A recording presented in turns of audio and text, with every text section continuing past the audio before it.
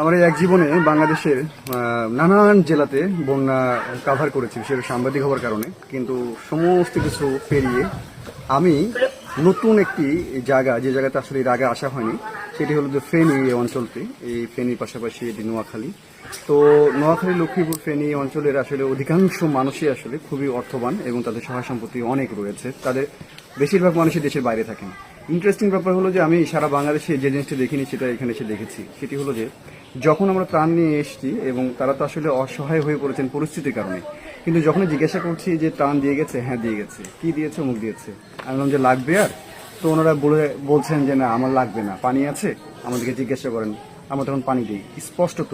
কিন্তু এইরকম বিষয়টি যে হাজারো মিথ্যা কথা বলছেন, 10টা ত্রাণ পাওয়ার পরে বলছে যে আমি কিচ্ছু পাইনি, এই ব্যাপারটি কিন্তু সারা বাংলাদেশে বিদ্যমান।